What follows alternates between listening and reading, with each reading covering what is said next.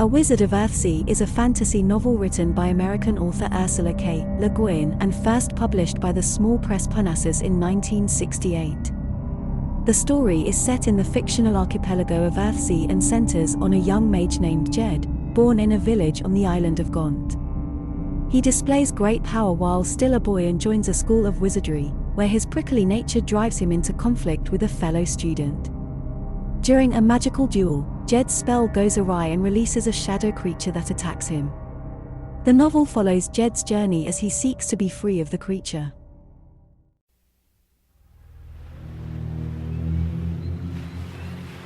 A Wizard of Earthsea. From the book by Ursula Le Guin. Dramatized for radio by Bert Coules, with Michael Maloney as Ged and Judi Dench as the narrator.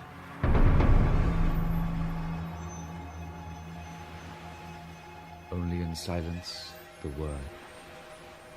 Only in dark, the light. Only in dying, life. Bright the hawk's flight on the empty sky.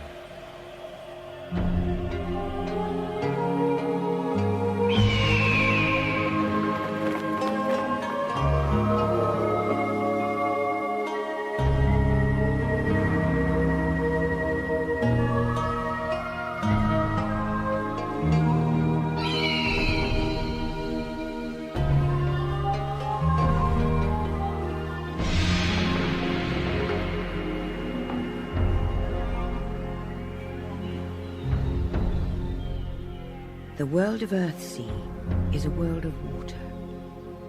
One vast ocean, dotted with islands big and small, populous and barren, welcoming and warlike.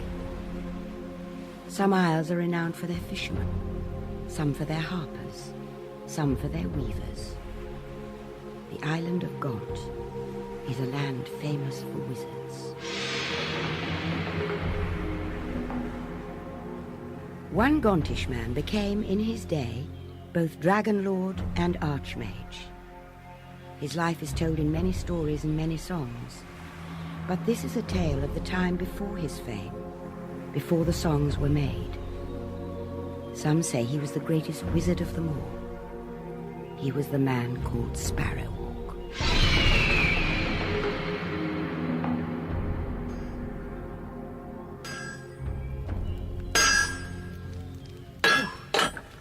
Dooney, keep that bellows working! What's the matter with you, boy? Get up! Oh. Do as I say! Oh, Father! Well, or are you too feeble? Weakling? I'm no weakling. That's more like it. As a child, Sparrowhawk bore the name Dooney. It was given to him by his mother. That and his life were all that she could give him, for she died before he was a year old. Keep that rhythm steady. Do you want to feel the back of my hand again? What? Damn that boy! Come back here! There was not much work to be got out of young Dooney. He was always off and away, roaming deep in the forest, swimming in the pools, or climbing by cliff and scarp to the heights above the village. See, and that island is Spevy, and beyond Spevy are the Cargid Islands, where the only thing men love is war and conquest. And then there's Perigal, and after Perigal, there's nothing, only the sea, so they say. Dooney grew wild, a thriving weed, a tall, quick boy, loud and proud and full of temper. With a few other children, he herded goats on the steep meadows above the river springs. One day, a goat wandered down into the village. Hey! Hey! Come down off my roof, you stupid animal! Hey, boy! Come here! Well, what's the fuss? What, are you blind? You're a goat herd, aren't you? Get that animal off my roof while I've still got some roof left. And how am I supposed to do that? What's the trouble here? All this noise. They want me to bring down the goat. Yeah. They can't do it themselves, so they ask a boy. Stand aside. Are you going to climb up? Quiet! None here, Smelk man. He'll can melt. Look out! How did you do that? Never you mind, boy. Dooney was untaught and knew nothing of the arts and powers that are in the world. But he had a keen ear and a quick mind. The next day, he was watching the long-haired goats on the meadows of High Fall. None yet, Maltman. Yo, can, yet, hand. Oh, that's right. Come here, ghost, come to me. None yet, Maltman. Yo, hand, yet, hand.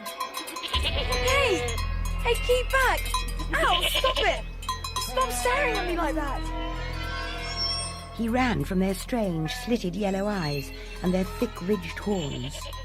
The goats ran with him, huddled together around him, as if a rope was pulled tight about them. He tried to get free of them, but he could not. Help! Help me! Crib! Oh, Aunt! Come with me. Sit down there, boy. Now, what did you say to the goats? The same words you used yesterday. The rhyme. So you know what those words are? No. But you know their meaning? No, I just said them. Well. And yet you spellbound the goats. You have the makings of the power. The power? Magic? If you were to come and live here with me, I might teach you rhymes you would like better. The words that make a snail look out of its shell, or call a falcon down from the sky. Aye, teach me those words. You will never tell those words to the other children. Promise me. And have them know what I know. I promise. Well and good. But I will bind your promise. Your tongue will be still till I choose to unbind it. We must keep the secrets of our craft. Good. He sat still, while his aunt bound back her uncombed hair and knotted the belt of her dress. Then she threw a handful of leaves into the fire pit. A smoke spread and filled the darkness of the hut.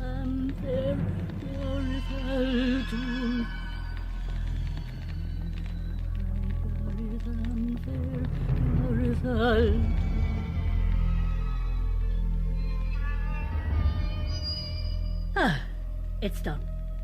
I've bound you in obedience to me, and I've ensured your silence.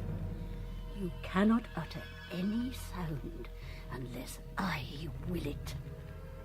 Try it. Feel the power of my magic.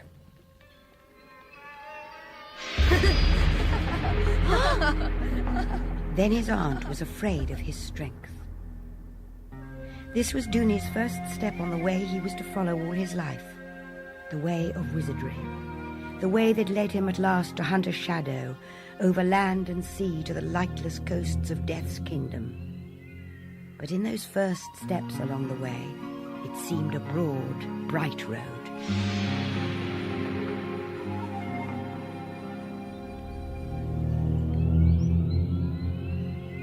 What are you going to teach me today? Teach me something wonderful. Come here, boy. Tell me your name. Dooney? That's just your use name. Everyone and everything has a true name. A real name. Can you see that falcon? Where? Look higher. Yes? What's the falcon's true name? I don't know. Be serious. The falcon's true name is Asyeda. Asyeda? Asyeda? Yes. Say, Adahan Asyeda. What does that mean? Say it. Adahan Asyeda. Oh! Don't be afraid. It won't hurt you. Oh, why won't it? Because you know its name. To know a thing's true name is to have power over it. And to know a man's true name? Is the greatest power of all. Know a man's true name, and you hold his life in your hand. Kale, Asyeda. Aunt, do you know my true name? Not yet, but someday you will. When you do, guard it safer than your soul. From that day, the children of the village began to fear Dooney. And seeing him often in the high pastures with a bird of prey about him, they called him Sparrowhawk.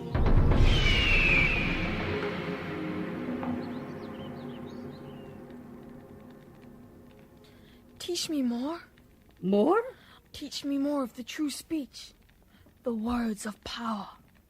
But all the words of power she knew, the witch had long since taught to Dooney.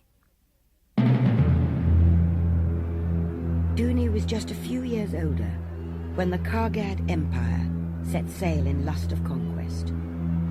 In 30 great longships they sailed to the Isle of Gaunt, fighting and burning their slow way inland. The people of Dooney's village woke one morning to see smoke darkening the eastern sky.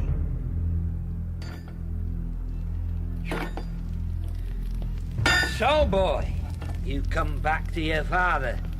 Have you decided to learn an honest craft? Stand away. Well?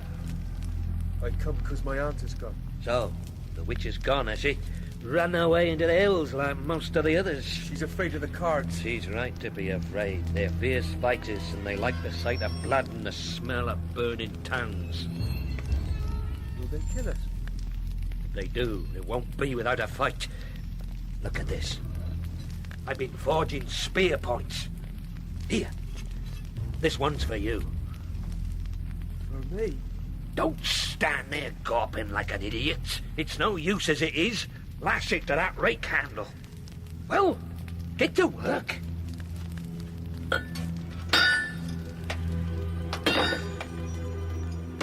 All that night, the smith and his son laboured.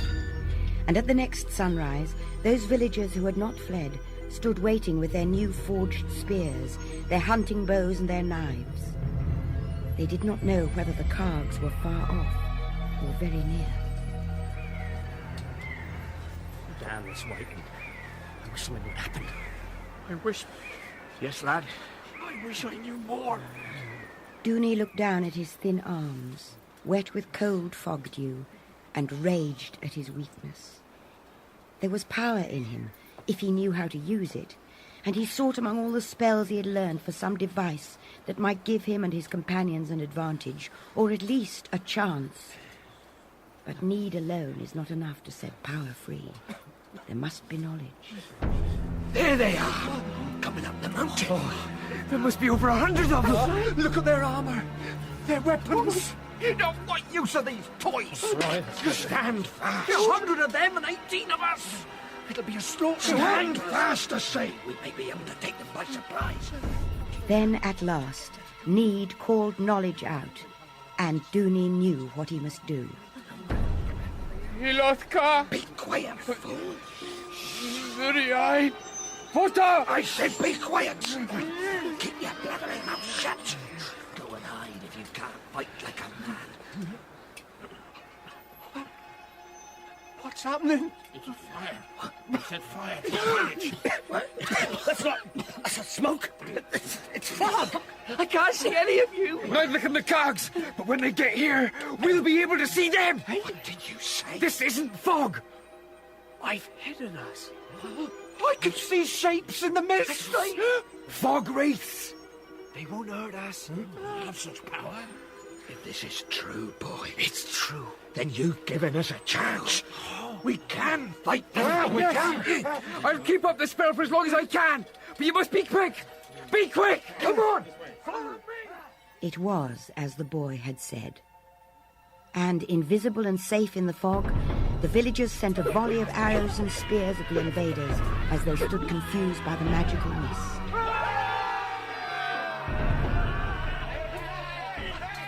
The warriors charged forward to hew down their puny attackers, but they found only the fog about them, full of the wraiths. In their blindness, one group of the Kargs chased the dim, flickering figures straight to the high fall, the cliff's edge, and then over it, out onto the air.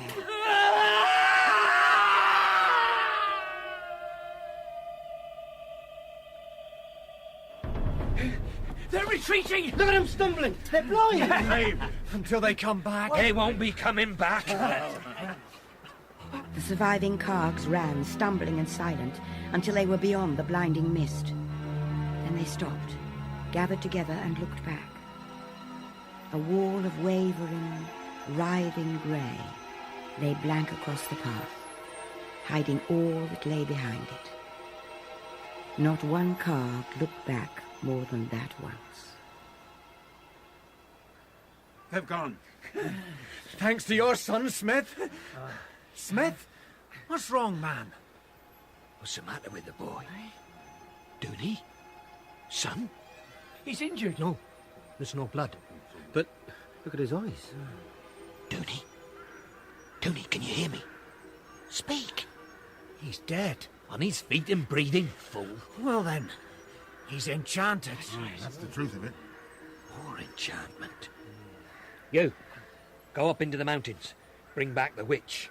She's the only one who can help him now. He's beyond my aid. What? He's overspent his power. I can do nothing. Who comes here to trouble us?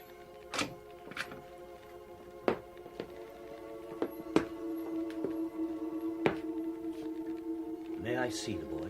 Who are you? Quiet, brother. May I see him? Yes. Yes, of course. The stranger, a man neither old nor young, cloaked and bareheaded, and lightly carrying a great staff of oak, stooped above the cot where Dooney lay staring into the darkness. He did no more than lay his hand upon the boy's forehead and touch his lips once. Dooney? Have they gone? The Kargs? They have. The village? Is safe. Can I have something to eat? Ha! Stranger, sir, we thank you. Oh. Who are you, sir? You're no common man. Nor will this boy be a common man. The tale of his deed has come to the village of Ray Alby, which is my home. Brother, this must be the mage of Ray Alby, Ogion the Silent, the one that tamed the earthquake. I have come here to give the boy his true name, and, if you see fit, to take him with me. Do you agree to this? Do you agree? Yes, I agree.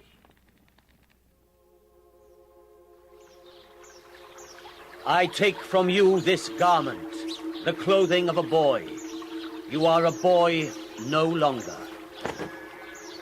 I take from you your name, given to you as a baby by your mother. You are Dooney no longer. Enter the water of the river Arm. Nameless and naked, he walked into the cold spring in the ancient ceremony of the passage into manhood. And as he entered the water, clouds crossed the sun's face, and great shadows slid and mingled over the water of the pool about him. He crossed to the far bank, shivering with cold, but walking slow and proud as he should through that icy living water. As he came to the far bank, Ogion, waiting, reached out his hand and clasped the boy's arm. Now you are a man, Ged. Ged. Thank you, Master. Thus was he given his true name, his secret name, by one very wise in the uses of power. And no one knew his name but Ged and his namer. On the Isle of Gaunt, as in all Earthsea, a naming day was a time for feasting and for merriment. Come, lad, bid your people farewell. So soon. Come. Ged fetched what little he had to carry. He said farewell to all the people he knew in the world, and looked about at the village that straggled and huddled there under the cliffs and over the river springs. Then he set off with his new master.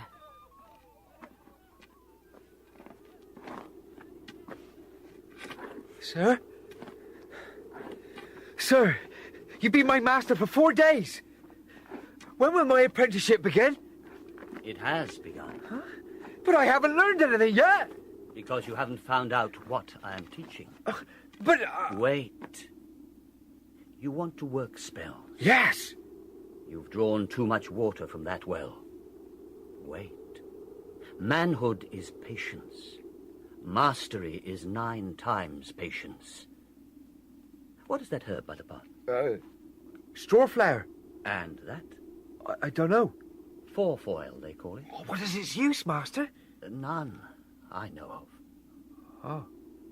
When you know the fourfoil in all its seasons, root and leaf and flower, by sight and scent and seed, then you may learn its true name and know its being, which is more than its use.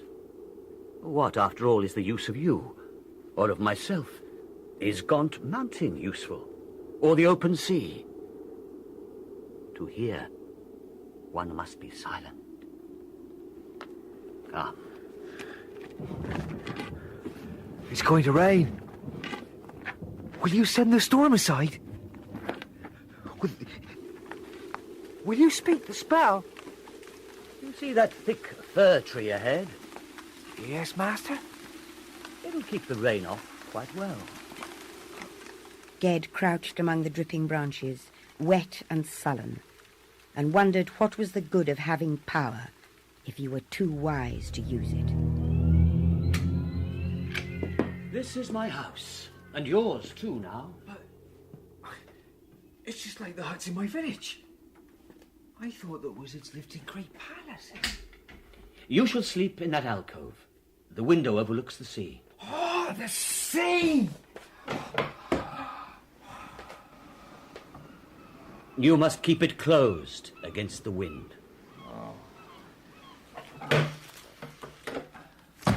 Look at this book.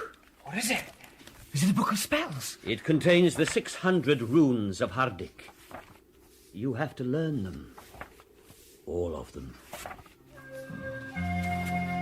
In the dark warmth of that house, Ged spent the winter learning the runes that were written when the islands of Earthsea were first raised up from the waters. And very glad he was to learn this lore, for without it, no man has true mastery. But still no marvels and enchantments occurred. The mage's long, listening silence would fill the room and fill Ged's mind, until sometimes it seemed that he had forgotten what words sounded like. And when Ogian spoke at last, it was as if he had just then, for the first time, invented speech. Yet the words he spoke were no great matters, but had only to do with simple things, bread and water and weather and sleep. As spring came on, quick and bright, Ogian often sent Ged to gather herbs in the meadows above Realby, and Ged went with delight. There. I know you. Yes, I know you. You're the Sparrowhawk, our wizard's apprentice. Tell me about sorcery. I can't. Are you shy? Do you know me? Yes? Who am I then? You're the daughter of the Lord of Realby. Are you afraid of me? No? Perhaps you should be. Ged looked at her, and he thought her white skin very ugly, but he had a desire to please her, to win her admiration that grew on him as they talked. She made him tell the story of his tricks with the mist that had defeated the Kargish warriors, and she listened as if she wondered and admired. But she spoke no praise. My village lost only 4 men and 1 hut burned, but the Kargs lost near 100 of their greatest warriors. Can you call the birds and beasts to you? I can. You see that falcon? Where? Oh, yes. Adahan! Ajida!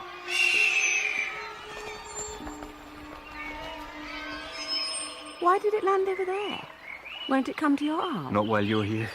Ajida! Gala! Can you make a love charm? That's no mastery. True, any village witch can do it. Can you do changing spells? Can you change your own shape? I might, if I chose. Do it. Change yourself into a hawk, a tree, a bull, into anything you like. Do it. Go on. Please. My master's expecting me. We must get back. You're afraid to do it. I'm not afraid. Maybe you're too young. Come here again tomorrow. And? And you'll see if I'm too young. When Ged got back to the house, his master was out. He went straight to the shelf and took down the 2 great books of lore, which Ogian had never yet opened in his presence. There must be a changing spell here somewhere. Oh, why can't I understand this writing? To summon up the spirits of the dead. To summon up the spirits of the dead. Ash marca teno. Tref marca holfar teno. Senta marca wilfrai teno. As he read, a horror came over him. His eyes were fixed, and he could not lift them until he had finished the spell. Shemdok Cernien Soranion. He raised his head and saw that it was dark in the house.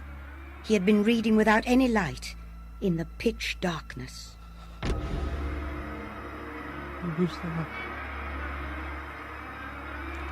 I know you're there. Who are you? What are you? Something was crouching beside the closed door. A shapeless clot of shadow, darker than the darkness. It reached out towards him. You keep back! Keep away from me! No! Athelon! Gerendil tak Paragos! Oh, Master! Be silent. You will never work that spell but in peril of your power and your life. Was it for that spell that you opened the book? No, Master. Well then, speak. I was looking for a shape-changing spell to show the Lord's daughter. She said I couldn't work such a spell. She said I was too young. Did you not remember what I told you? The girl's mother is an enchantress. I forgot. I say nothing to you without good reason. The girl is more than half a witch already. The powers she serves are not the powers I serve, and her mother does not will me well.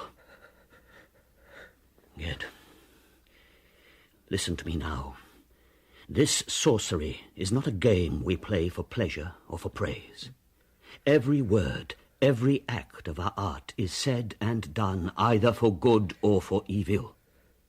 Before you speak or do, you must know the price that is to be paid. Oh, how am I to know these things when you teach me nothing? Since I've lived with you, I've done nothing. I've seen nothing. Now you have seen something.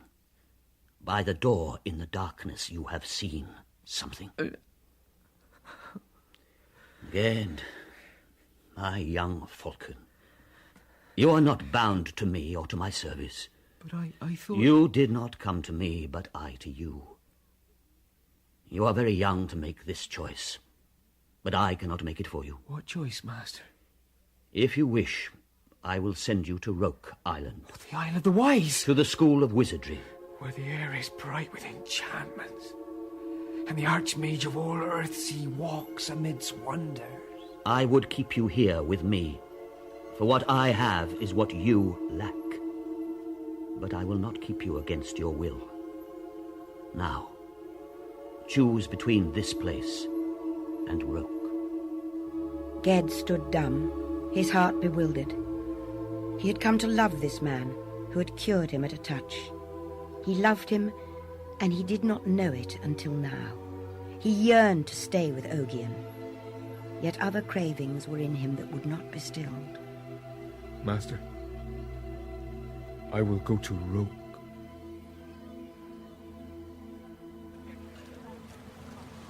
Welcome to you, Ogion the Silent.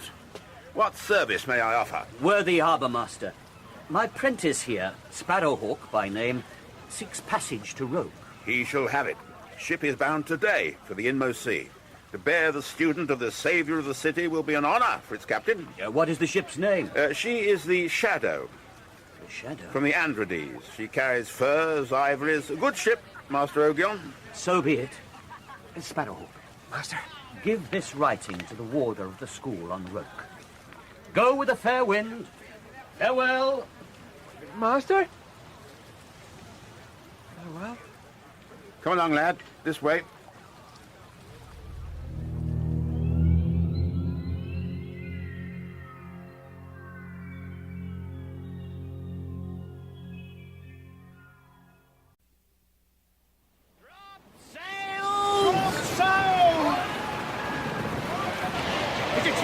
Rogian's prentice. Yes, it's true. Can you lessen this wind? No, sir. Well, can you make the compass lead us along our proper course? Well, that's a secret of the sea masters. I'm a landsman. Well, then I can't get this ship to rout. Come on, lad, do something! I don't know how! Keep on there! Wait! Wait! Lad, what's the matter with you? Steer west. What? Steer west. And nothing lies west! Steer west! Lad, Captain, do as I say or this ship will surely be lost. I'll not lead you wrongly. Steer west. Steersman! Keep her west! Due west! Hoy, sir! West! Man the oars!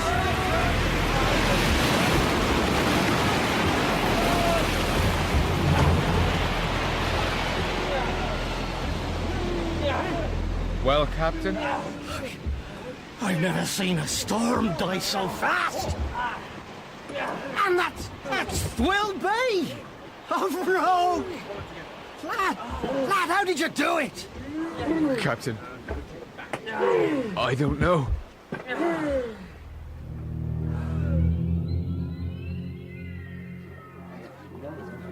Excuse me? Wait, excuse me? Your pardon, friend? What is it, lad? Where can I find the School of Wizardry? The School of Wizardry, is it? And its water, yes, but where can I find them? The wise don't need to ask. The fool asks in vain. Ged went uphill until he came to a square and asked his question again.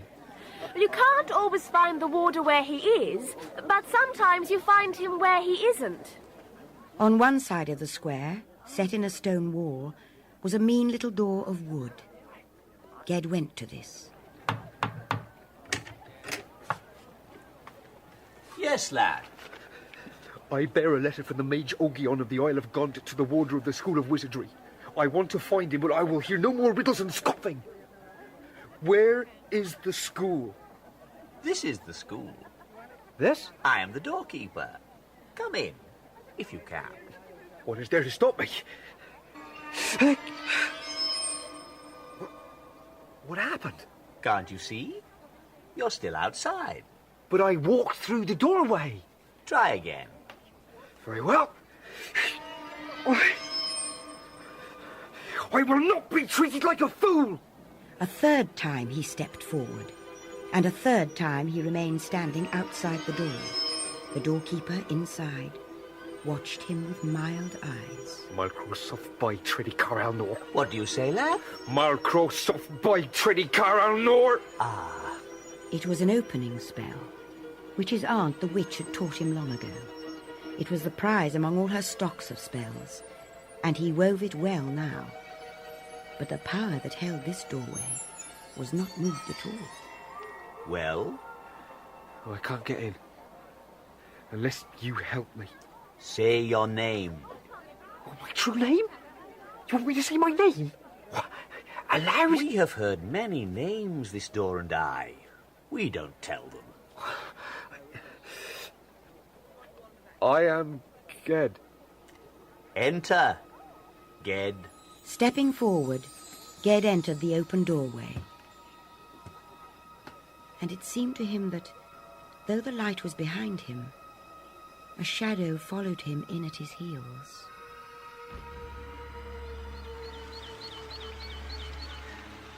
Wait here. Yes. Thank you. Something troubles you, lad? No, troubles, no. It's this place. It feels... Go on. It looks just like a stone courtyard, but it feels as if it's built more of magic than of stone. And so it is.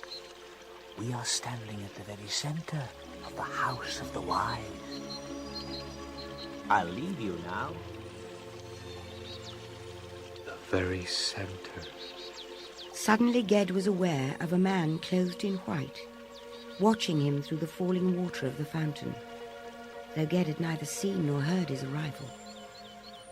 Their eyes met, and in that moment Ged understood the singing of the bird and the language of the water and the shape of the clouds, and the beginning and end of the wind that stirred the leaves.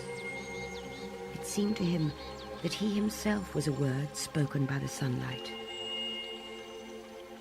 Then that moment passed, and he and the world were as before, or almost as before.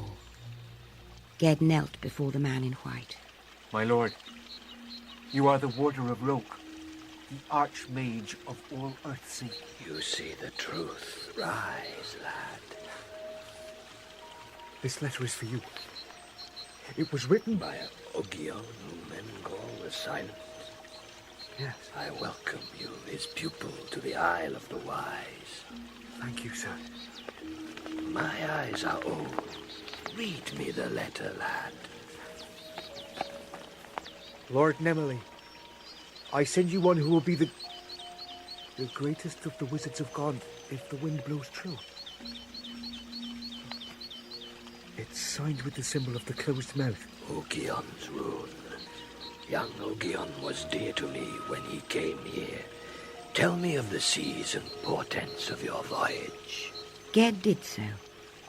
When he had finished his story, he knelt again, and when he rose from his knee, the archmage was gone. Greetings. Oh, greetings. I am called Jasper, Enwit's son of the domain of Eel, Gonhavner Isle. How shall I call you, sir? Men call me Sparrowhawk, from the Isle of Gaunt. Well, Sparrowhawk of Gaunt, I am at your service today to show you the great house and answer your questions as best I can. Do you scoff at me? Sir? Why do you smile like that? Do men not smile where you come from? Not with smiles that sit on top of sneers. Is that the way of the rich and the noble when dealing with the poor? Or is it just your way, Jasper, son of Enwit? Follow me, please.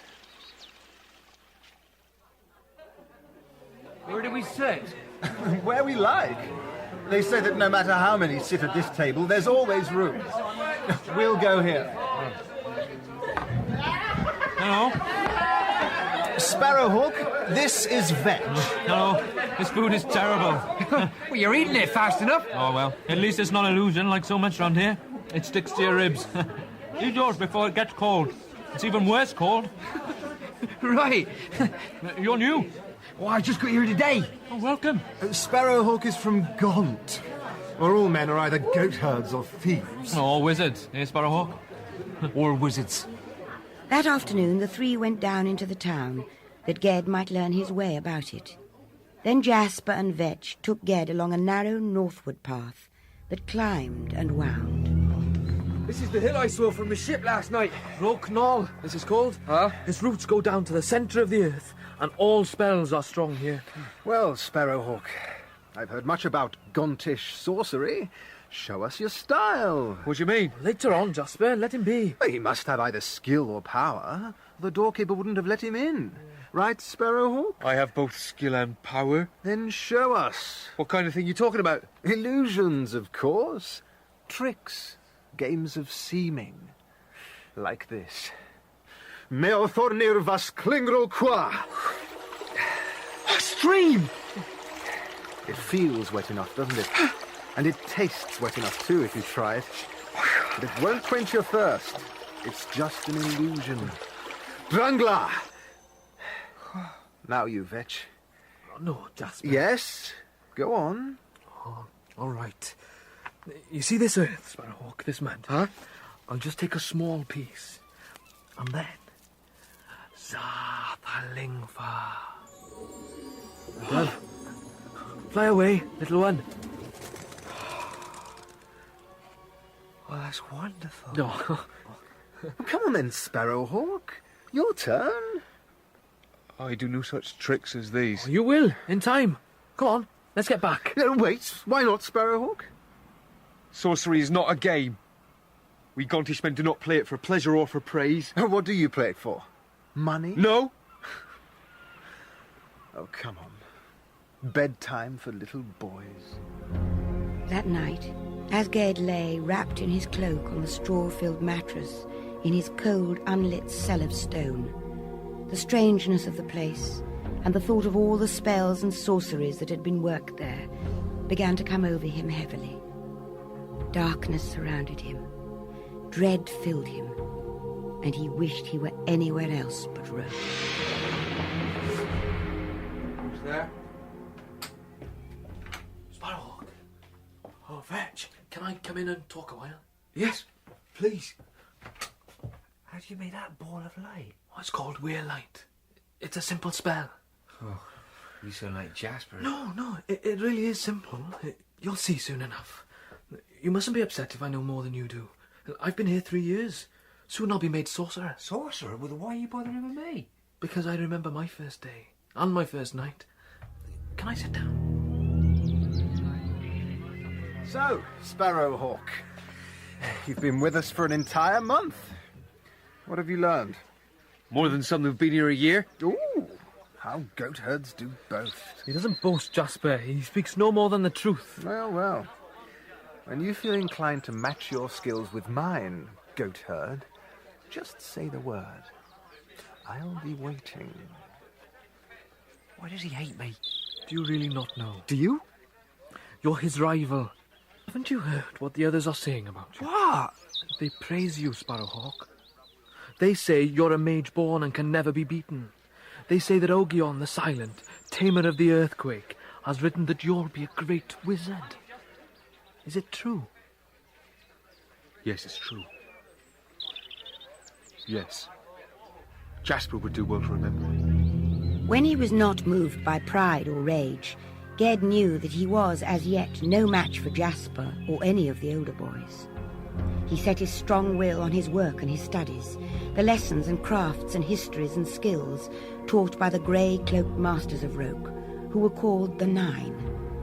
1 whole year he spent in the Isolate Tower, where by himself lived the Master Namer, and endless were the lists and rounds and ranks of names that he must learn. Sell to war Caspendale.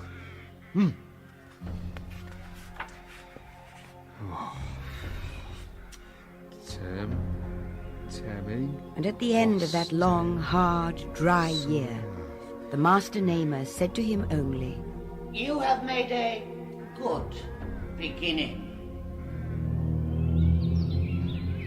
A good beginning? I don't know how many thousands of names I learnt, and he calls it a good beginning. So it is. And you'll go on learning all your life. Oh, that sun's hot. This fir tree won't object if we use it for shelter, I'm sure. Let's sit for a while. Why are you smiling? I was thinking of Ogion, my old master. He likes to sit under fir trees. Sparrowhawk. What? Look over there. In the bushes. Where? Don't move. Do you see? What is it? It's an otak. They're very rare. Oh, it's beautiful. Do they make good pets? No. Their temper's fierce and their teeth are cruel. It's seen us. We're quite safe. They keep away from men. Not this one. Here it comes. Try speaking to it. Hello, Otak. I think it likes you. How well do you remember your lessons in the tower? Otak? Yes. Your true name is Hoeg. Hoeg. Do you want to come with me? I think we can assume that he does. He looks quite at home on your shoulder. They say that a man favoured by a wild beast is a man who can hear the speech of stone and spring. They say a lot of things. Come on, let's get back. From that day, the Otak stayed with Ged, travelling on his shoulder or in the folds of his cloak.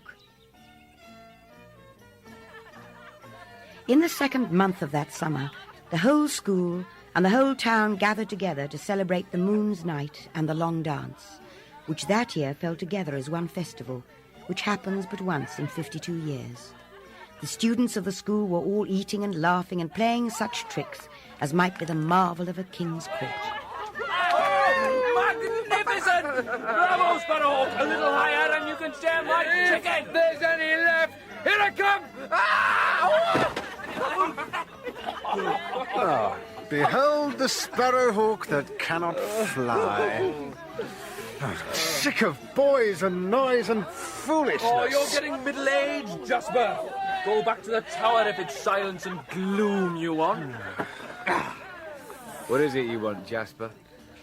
I want the company of my equals. Come on, Vetch. Let's leave the prentices to their games. Wait. What do sorcerers have that prentices lack?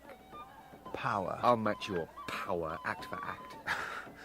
You challenge me. I challenge you. Duels in sorcery are forbidden. Let this cease. Do you really think I'd accept a challenge from you? A boy who smells of goats and who doesn't know even the first change? What do you know of what I know?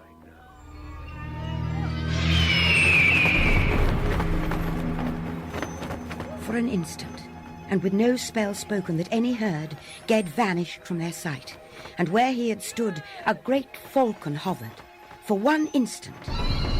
And then Ged stood again in the flickering torchlight, his dark gaze on Jasper. That was just an illusion. Village tricks. No, that was a true change. High magic. Sparrowhawk, be a man and drop this now. Keep out of this, Vetch. Well, Goatherd, I'll give you your chance. What will you do with it? What would you like me to do? Oh, summon up a spirit from the dead, for all I care. No. I will. No! You will not. You can't. You brag and you brag. By my name, I will do it! Come on! Vetch, come on. Where are we going? Roke-Null, where the roots go down to the centre of the earth and all spells are strung. Now, Jasper, whose spirit shall I call? Call whom you like. None will listen to you. Are you afraid? I'm afraid. And I don't care who knows it. This is madness. Vetch, come here. Come over here. What? Listen. I can do it. I know I can do it. It's this night, and this place, and everything. I mean, can't you feel it? Feel what? I can feel the roots of the hill going down and down, and I can feel the stars on fire. And between the roots and the stars, it's mine. All mine to command. This is wrong. I can do this, my friend. I can do it. Jasper. Ah, so you've finished your gossiping, have you? Just get on with it.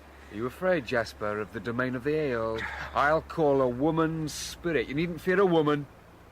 I'll call Elthram the Fair. What? She died 1,000 years ago and her bones are at the bottom of the sea. Do years and distances matter to the dead? Watch and listen. In a great, slow movement, he spread out his arms, the gesture of welcome. Ash margak tinok, tref margak hulfartinok, sental margak wefre tinok, adalo sendarvanak magak tinok. He had read the runes of this spell in Ogion's book 2 years and more ago, and never since had seen them. In darkness he had read them then. Now in this darkness, it was as if he read them again on the page, open before him in the night. Ash margak tinok, deftra magak hulfartinok, sental margak wefre tinok, adalo sendarvanak magak tinok, am shemdok sernien sorenyon da! Nelflon! Nelflon! Nelflon! Ged fell forward, as if to embrace the earth with his outstretched arms. When he rose, a shapeless mass of darkness appeared between his straining hands. The darkness split apart, and a pale spindle of light gleamed. For a moment there appeared a form, a human shape, a tall woman, her face beautiful and sorrowful. And full of fear.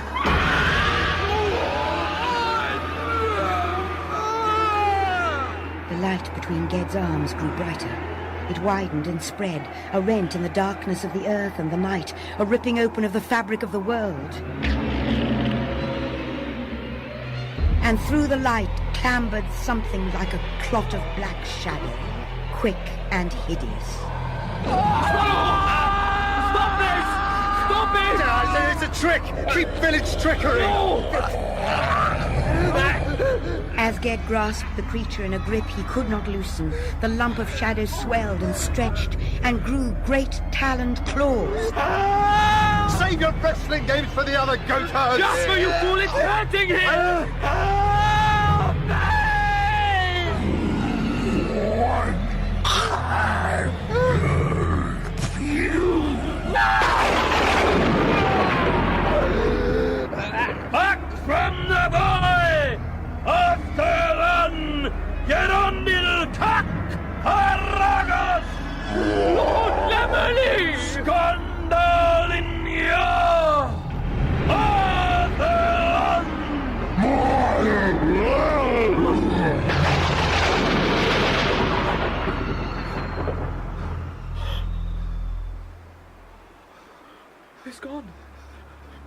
Sparrowhawk! My lord, I had nothing to do with this. He insisted... Shut up, Jasper! Sparrowhawk! Can you hear me? Aragos. Tak. Archmage, my lord! Ah! Stand back from them! McMasters! I'm not to blame. Silence! Stand away! And make no move! The 9 Masters of Roke had all appeared on the bleak starlit hilltop. An act of great wizardry is not worked without arousing such men, though none had been so swift as the Archmage. Lord Nemmerly now lay unmoving. Beside him, his blood flowing freely from the creature's claw wounds, lay Ged. Sparrowhawk! Is he dead? Did that foul thing kill him? He lives! And Lord Nemmerly? They both live. After a fashion.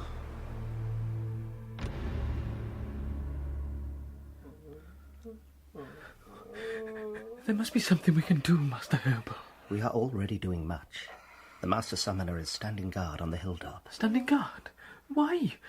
How will that help Sparrowhawk? You see only your friend's injuries and the sleep from which he will not awaken, but you must look beyond these things. I know that the Archmage is dying. Then ask yourself why. The creature that appeared. I realized that Lord Nemmerly drove it back to the realm of the dead, and it took all his power. And all his strength. But you are wrong, Sorcerer Vetch. Archmage Nemmerly turned that thing away from your friend, but not back to its own domain. Only the one who summoned it could have done that, and the creature had already overpowered him. But if it didn't return to the Darkland... Then it is still here, in our world.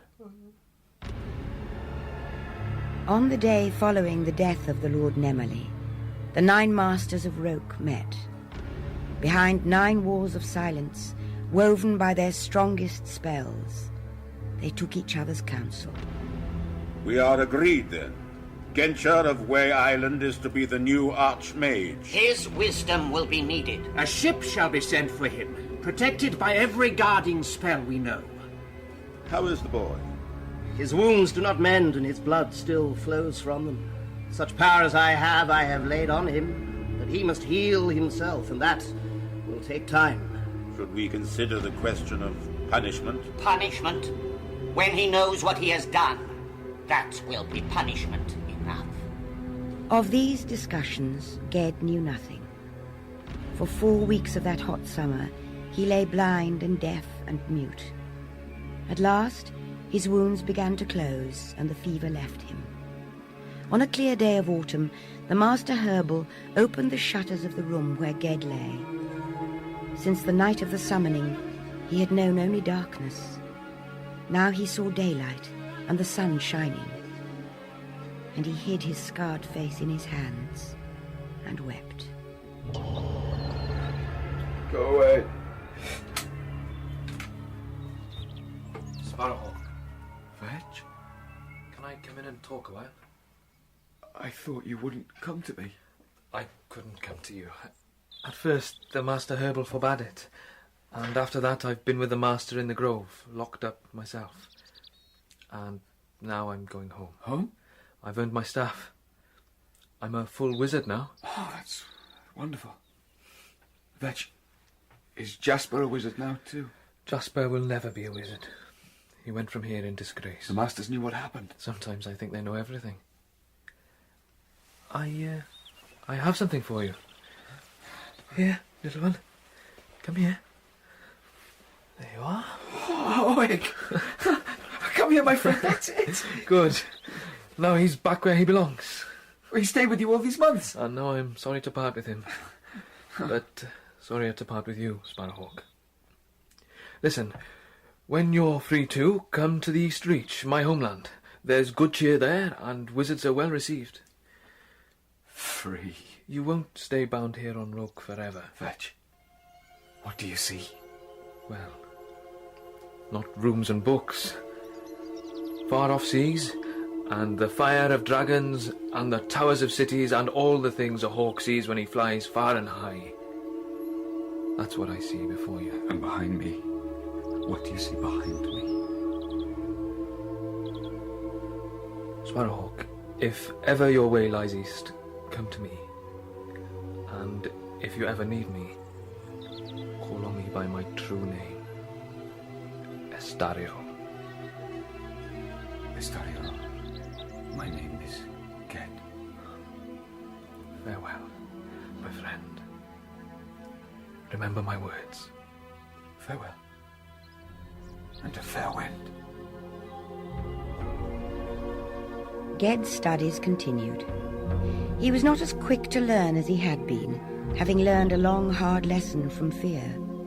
But the months and years went by, and at last, on a day of spring, Ged was summoned by the Archmage Gensha. He knelt once more in the courtyard, at the very centre of the House of the Wise. Rise. My lord. You have worked hard and long. I shall need great knowledge if I am to undo what I have done. It waits for you, that shadow. It wills to work evil through you. It can use your power to magnify its own. But you must know this. Here, on the Isle of the Wise, you are protected. In the world outside, I do not know if any place is safe for you. I offer you the choice.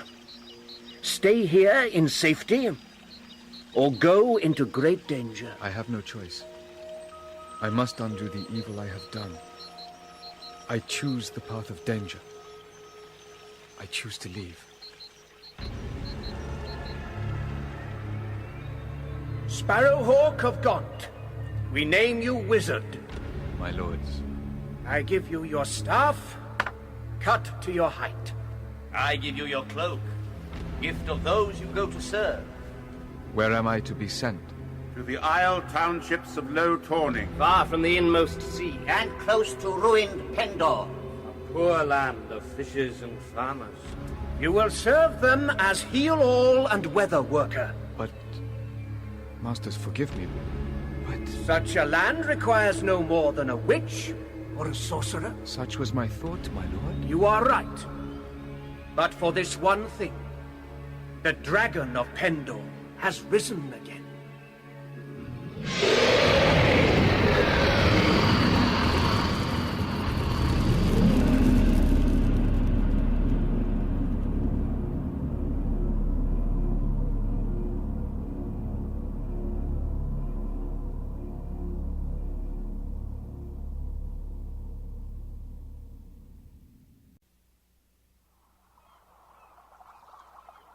For 4 generations, no living soul has set foot on the island of Pendor. Not since the dragon smothered the land with his flames and left no man alive. The streets are still. Dust has grown thick on the ruined towers and the marble staircases. Only the dragon was there, and the dragon slept. Until now. Now he's awake, they say. And he has spawned again. He has sons. 8 sons. 8 black windworms circle over the silent town. Some people say they've seen them here, flying over our village. Have you seen them, Youth? No, I don't want to. Are we all going to die? No, you're not going to die. Pendor's a long way away, and it's probably only a story anyway. But if the dragons do come, you will save us. That's why I was sent here. Good. I'm glad you're here, Lord Sparrowhawk. Well, thank you, my friend.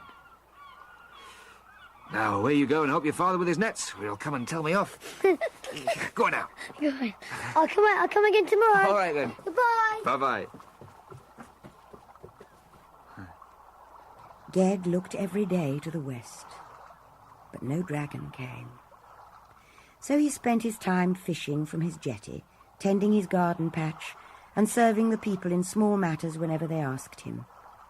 This was not often.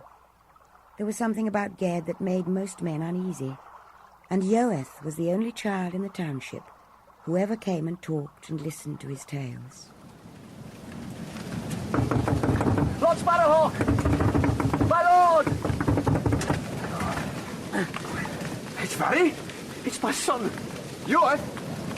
What's happened? He's sick. I think he's dying.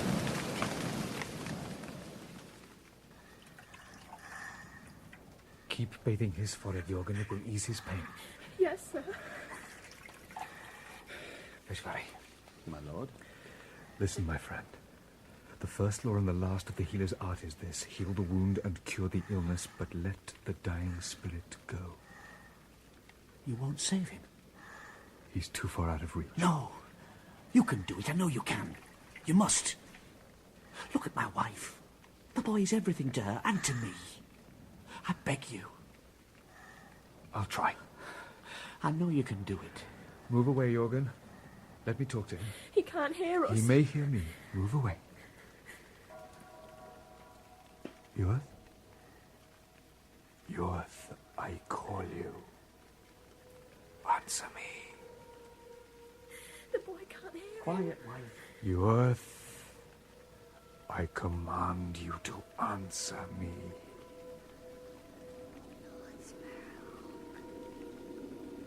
Yorth, speak again.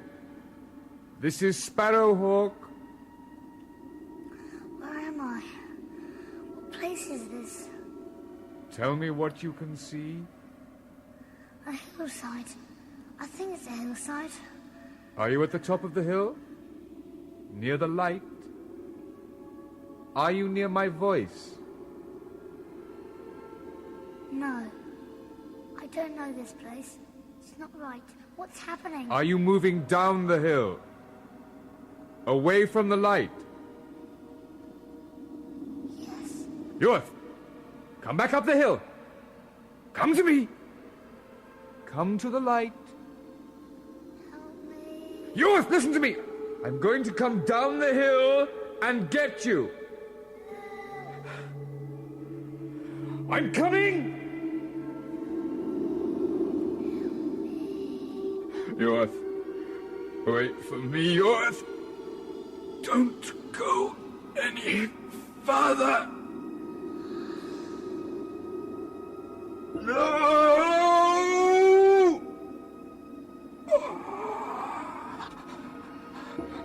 Ged had followed the dying boy too far. He was alone on the black hillside, and the stars above him were no stars his eyes had ever seen.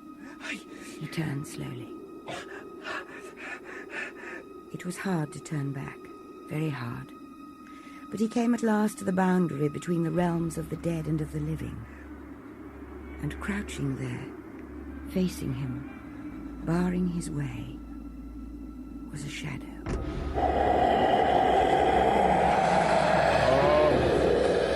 You...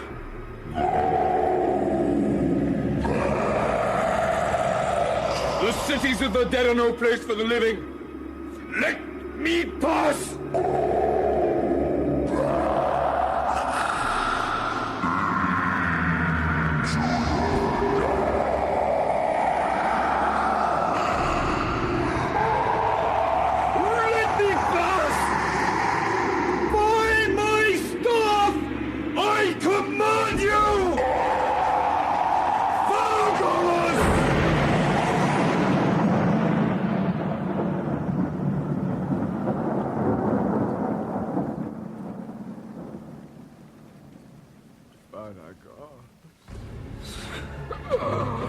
My lord!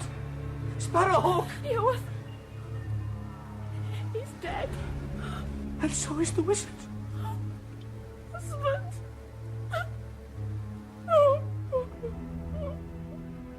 When the great storm abated, the men of Low Tawning took Ged's body back to his own home. A wise woman was left to watch over the still form of the young wizard, and the islanders went slowly and sadly back to their huts. Hello? What are you, then? You'll be the Sparrowhawk's Otak, poor creature. I've heard men say that he tamed a wild beast, but I never believed it. Yes, there's your master. What? What you doing? Do you think that licking his face is going to bring him back to us? Poor creature.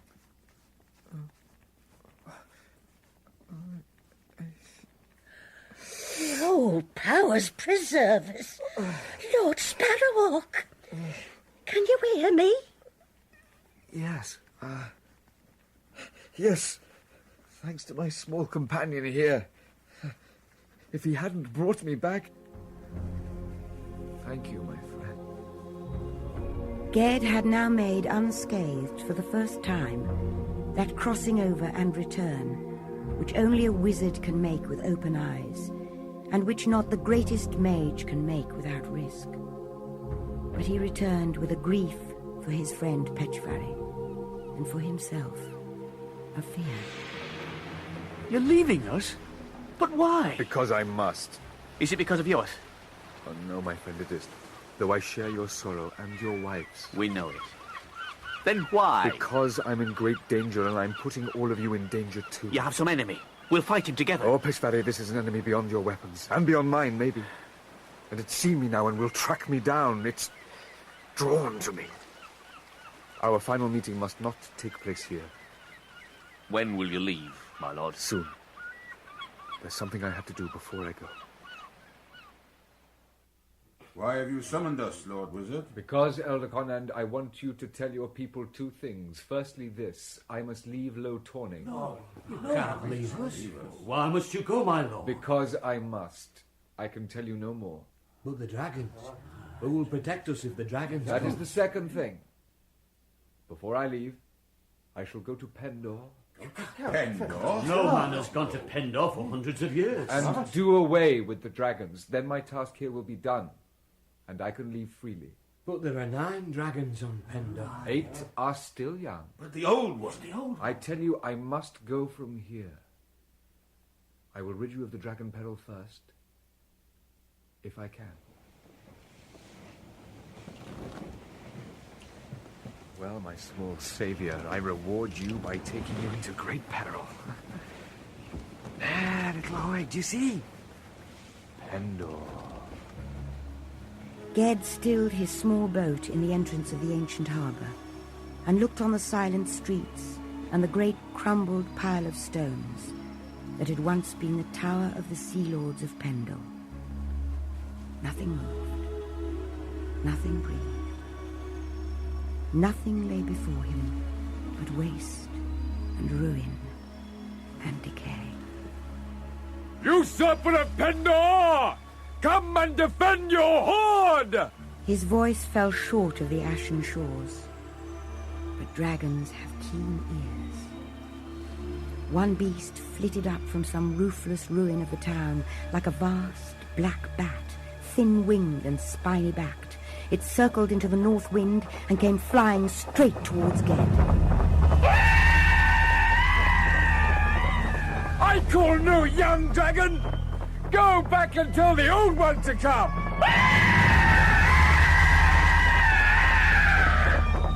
Young fool! Hoo-ya! All Ged had to do, as the windworm slid down arrowy from the air, was bind his wings stiff with one sharp spell and send him hurtling into the water like a stone falling. And the grey sea closed over him. You think too you can fight me? Hoo-ya, Grandmaster! 3 of your sons are dead, old one. 3 dead, and I haven't had to lift my staff. How many more must die before you show yourself to me? From north, south, and east is it. Afnurvurm! Anhelm! Afnurvurm! It was a spell of changing. Between one breath and the next, Ged flew up from his boat, a dragon himself. He soared and swooped as a hawk swoops among his 3 attackers. Black dragon blood dropped in thick drops into the sea, until only one black dragon remained, and him the great mage beast allowed to fly low and lamely back to the island. At last, Ged took his form and his place again on the boat. Old one, hear me! 6 I have seen, 5 are slain! Come out and face me! Come out! I know you're close, I can feel it. Oh, yes, and you can too, can't you, my little friend? But where? Where? What's the matter? What are you staring at? What can you see? Over there? Oh, that's just an old ruined tower. Just a pile of stones.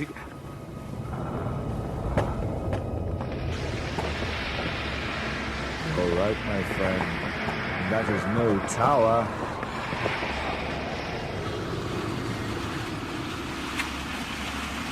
When the great dragon of Pendor was uncoiled and all afoot, his scaled head, spike-crowned and triple-tongued, rose taller than any tower's height.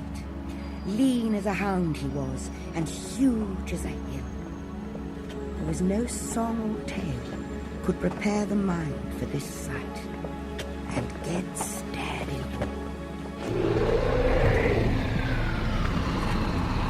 Who calls on me? I call! Ah.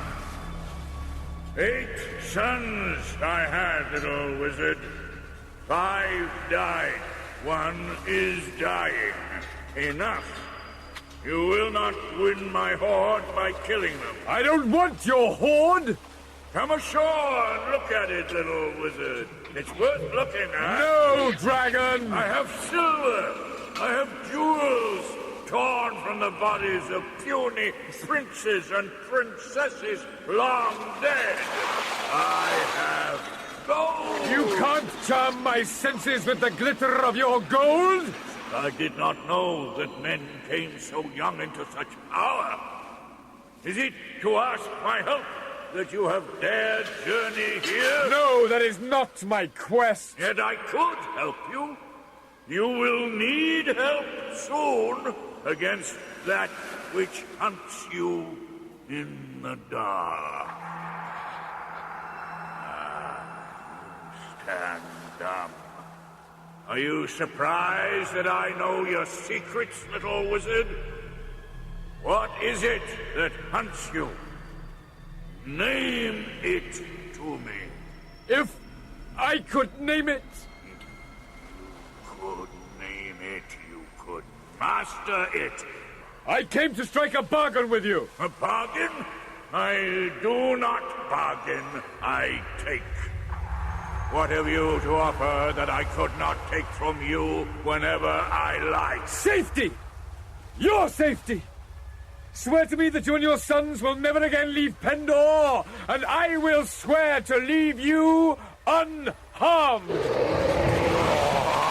You threaten me with what? With the one thing that can master you, with your name. Ye vowed.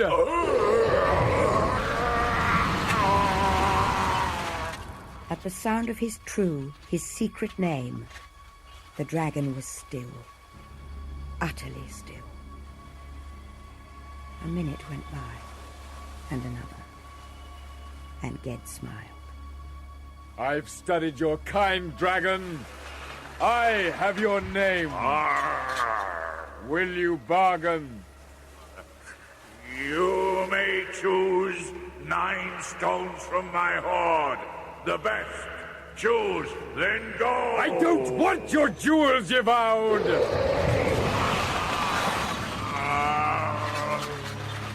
Where is man freed from? Men loved bright stones in the old days.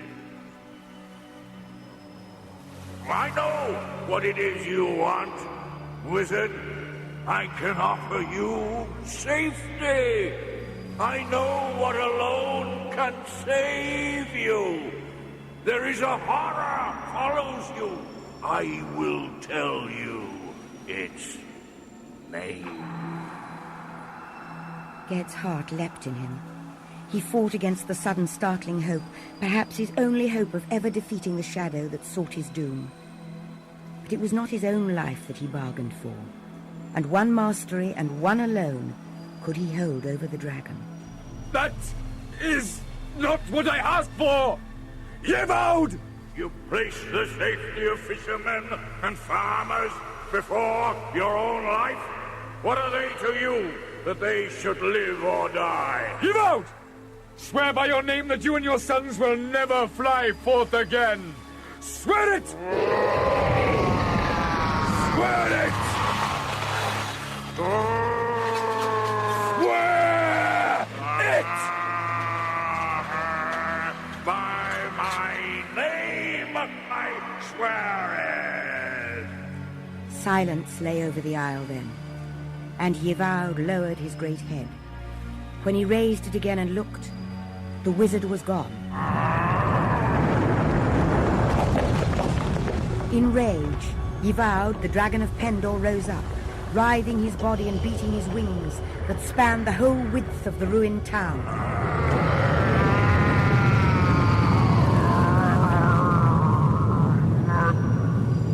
But his oath held him, and he did not fly, then or ever, to deliver devastation and ruin to the peoples of the Isles of Earthsea.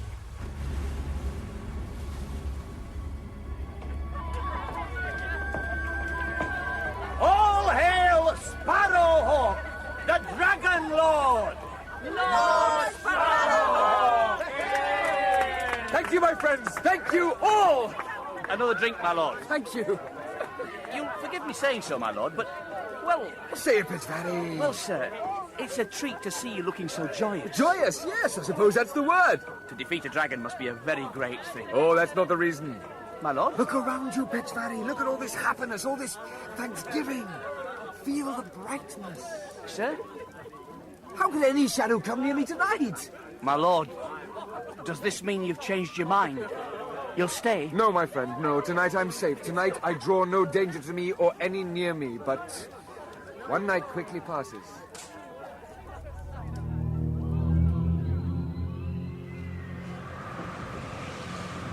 How near are we to rope, Captain? Better than halfway, my lord. But we've made no headway at all this past hour. This wind. What of it? I've never known anything like it. We might as well be pushing against a solid wall. Could you say a word to it, maybe? I could, but it wouldn't help. You must turn back. Oh, that would be a great disgrace. A wizard on board and I turn tail because of a wind. There's no disgrace. This is no ordinary wind, and it's not against your ship it blows, but against me. Turn back. Aye, my lord. Steersman! Hey! Prepare to turn back! Captain! So, Hoeg, my silent little friend, the Isle of the Wise protects itself. I'm too dangerous to be allowed to return to Rook. The shadow must be very near. Ged tried to plan where he should go, what he should do. But each choice, each plan, was blocked by a foreboding of doom. So he wandered aimlessly, traveling with wary dread from isle to isle. Where are you bound, Lord Wizard? Who asks? Hold off your staff. What do you fear? What follows behind me? So? But I'm not your shadow. What do you know of my shadow? You're right to be suspicious, but you needn't fear me. Do I know you? I don't know you, yet I think perhaps we do not meet by chance. I'll give you this counsel. If you need a sword to fight shadows with, go to the court of the Terranon. The staff of Yewood will not serve your need. I've never heard of the court of the Terranon. It lies in Oskel. That land has a dark name. You're from Roke. The wizards of Roke always give a dark name to wizardries other than their own. I bid you good night. Oskel.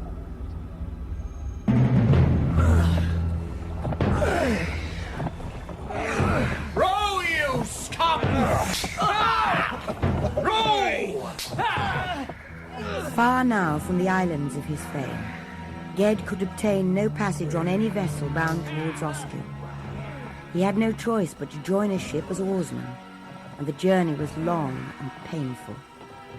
Ged mistrusted all the men on the ship, many of whom were slaves and criminals, so he said little and went under a false name. So, Caleb, are you slaying a lawbreaker? Neither. Why don't you wear a knife, then? Are you afraid to fight? No. They say you carry a dog in your cloak. Perhaps your dog fights for you. You're not a dog. Otak! An Otak! Where is it, Callum? Let's see it. Plump, is it? Juicy? Ah, yeah! Quiet, Skill! Save your breath for your rowing. The ship came at last to Nesham, the trade city of eastern Oskel, a grey town lashed by rainy wind, lying under a snow-darkened sky. Ged had come far from the sunlight of the inmost sea. That's the last. Right. Collect your things, you're free. My thanks. Not many men come here by choice. Why did you? I seek the court of the Terenon. I've never heard of it. I have. It lies on the Kexent Moors. I go that road. I'll be your guide, Callum. So you're good for something, Skill. Yeah. You're in luck, it seems. Yes, so it seems. Skiorths was no company Ged would have chosen, but he knew neither the way nor the language of Oskel, and had small choice. We've gone miles. How much farther? Not far. They walked in silence, and the silence of winter lay on all the land. Far now from any house or hut or living soul, their road was only a scar through an open waste of thin snow and leafless bushes. In the darkening afternoon, there was no sign at all of what way they should go, or had gone. It'll be dark soon. I can see something ahead, on that hilltop. Do we go there? There's more snow coming, and night. How much farther, Skiorth? Skiorth! Answer me! Not far. Skiorth. Face me. Ged stopped still, and the other turned. And there was no face under the peaked hood. You.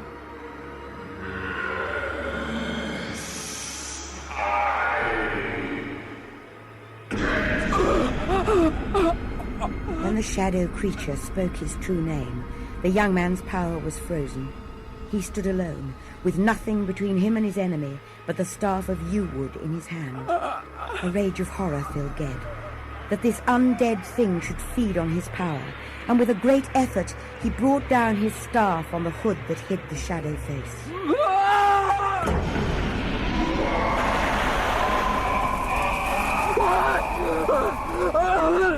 Ged dropped the flaming, useless staff from his burnt and blackened hand, and he ran. He ran through that vast, dark land where there was no hiding place. He ran, and it ran after, unable to outrun him, yet never falling behind. No!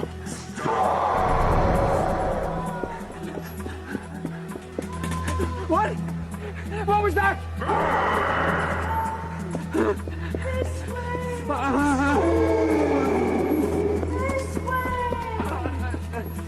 A pale light appeared before him, shining through a gateway.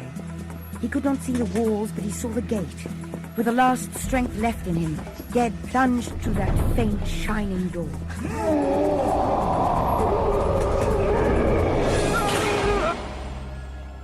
He felt himself falling, and he felt himself caught even as he fell, but his mind, utterly spent, slid away into the dark.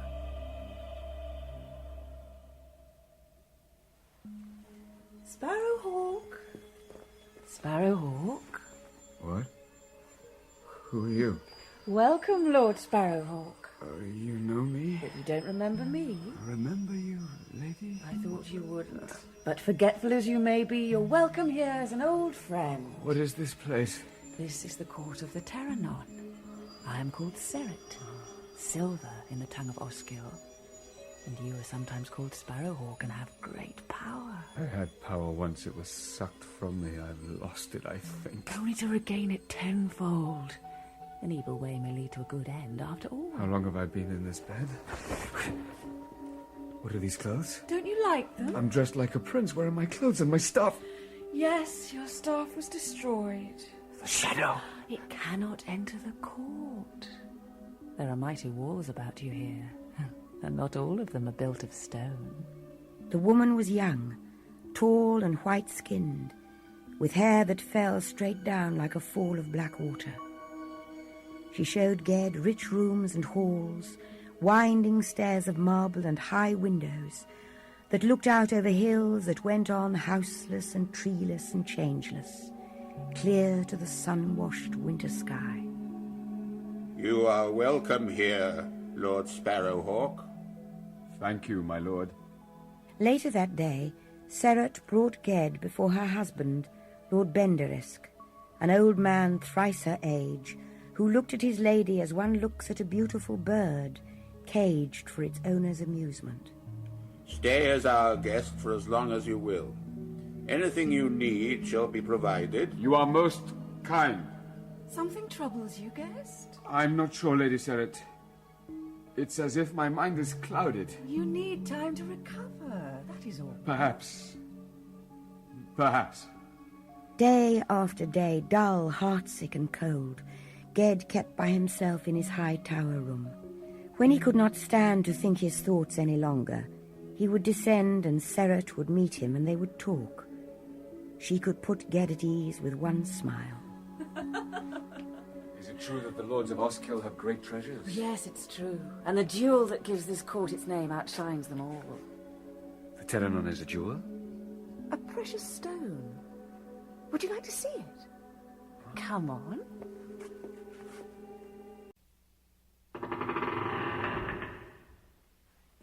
Here, our deepest and safest hoard room.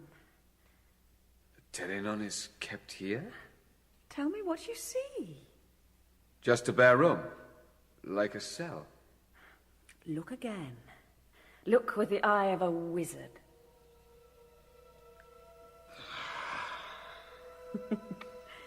Now can you see it? I see it. It was no jewel. It was one of the stones that made up the floor, plain and dank as the rest, and unshaped like a rough paving slab. Yet Ged felt the power of it, as if it spoke to him aloud. It was a very ancient thing. An old and terrible spirit was prisoned in that block of stone. That's the Terenon. How can you speak of it so lightly? Tell me its powers. It's very old. If you lay your hand on it and ask it a question, it will answer. It told of your coming, long before you came to this land. Will you ask a question of it now? No. It will answer you. There is no question I would ask it. It might tell you how you will defeat your enemy. Ask it. No. Are you afraid of it? Yes. Sparrowhawk, you are not afraid. My lady, that stone can work great evil. I've touched it. I've spoken to it and heard it answer. It does me no harm. My guest, my friend, you have nothing to fear. A weaker man would, but not you. I don't understand. My husband, Benderesk, is lord and inheritor of the Terenon. It has great powers, far beyond the answering of questions. But he cannot use the thing. He cannot make it serve his will, nor can I, alone or with him. Only one man has both the skill and the power. You. How do you know that? The stone told me. It knows its master. It told me of you, and I sent the messenger who found you and told you to journey here. The stranger at Oromie? You sent him? The stone needed you. I need you. The man who can make the Terenon do what he wills has great power. He has the strength to crush any enemy. He has foresight, knowledge, wealth, dominion, and a wizardry that could humble the Archmage himself. All that is yours for the asking. Serret, the old powers of Earth are not for us to use. They work only ruin. The creature that hunts you. The Terenon has power 100 times greater. It will defeat it for you. You shall be saved. No. You will be mightier than all men. A king. You will rule the world, and I will rule with you. No! No! Can't you see? The stone's enslaved you. It controls your mind. No! I told you. Oh, Lord Benderesk! Told you he'd slip from your hands. They're clever fools, these Gontish sorcerers. And you're a fool, too, thinking to trick both him and me and use the Telenon for your own ends. My lord! But I am the Lord of the Stone, and by the stone I shall punish you.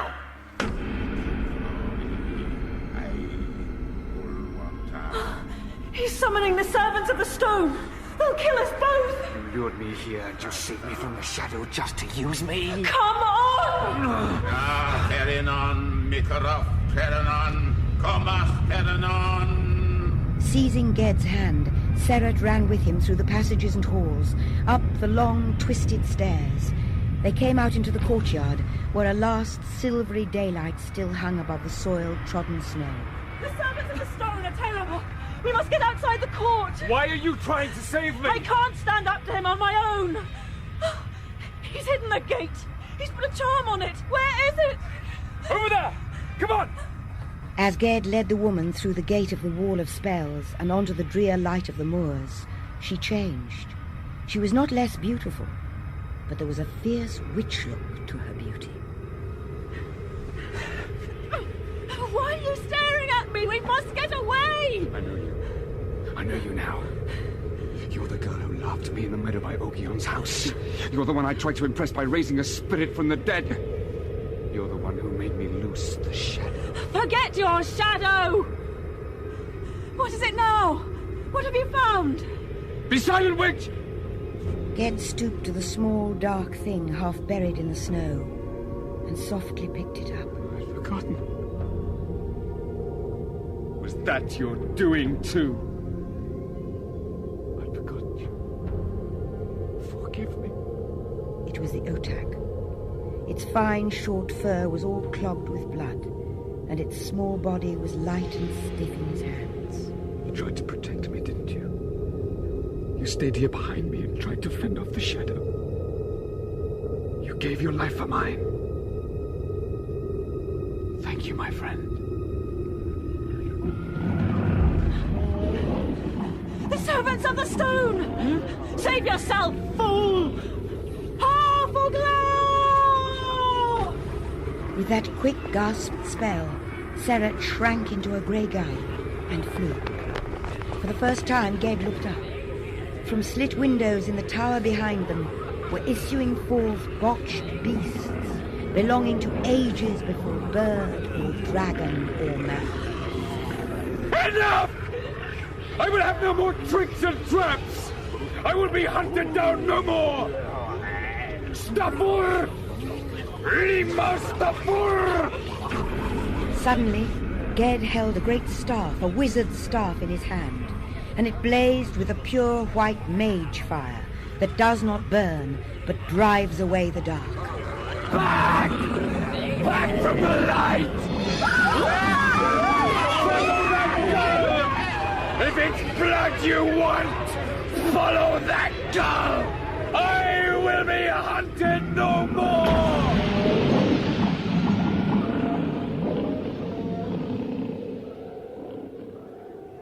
As he had done once before on the Isle of the Wise, Ged took the shape of a great hawk. On barred, sharp wings he sped, knowing neither why nor where. Falcon-winged and falcon-mad, he flew like an unfalling arrow, like an unforgotten thought, over the Osgil Sea and eastward into the wind of winter and the night.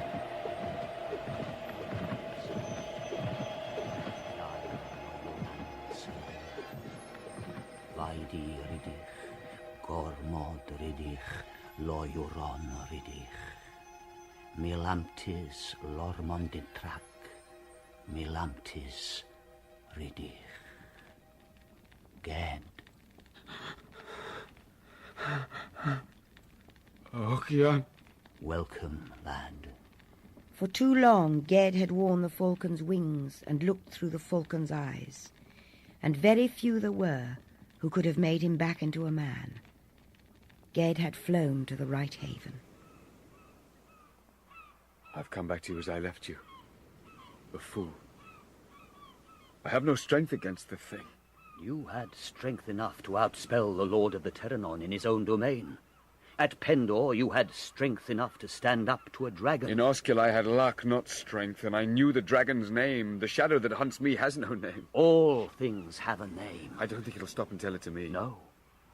Nor have you stopped and told it your name.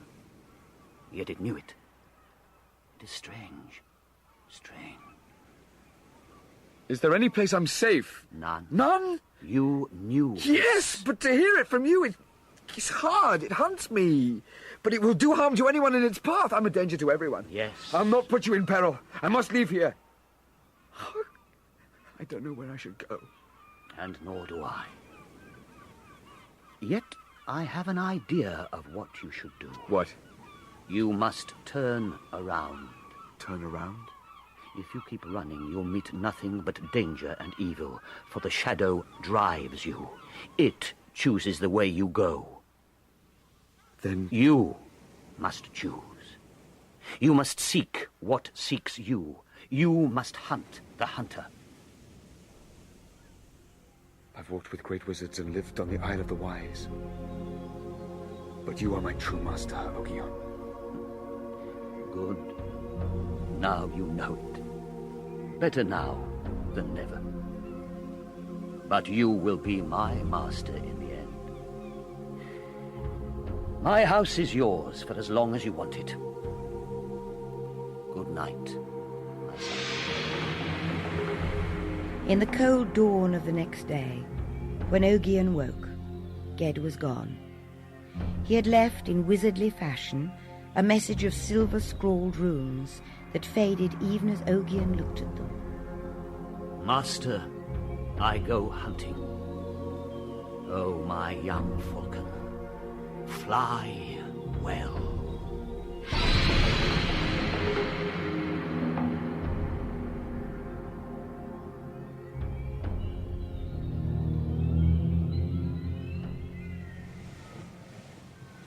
Come on, then. You can't miss me, not here. Or do you fear the sea? Evil is of the earth. Death is a dry land. I know it. I've been there and returned. Come! Face me! What do you wait for? Come on! I'm here! I get the Sparrowhawk! I summon my shadow!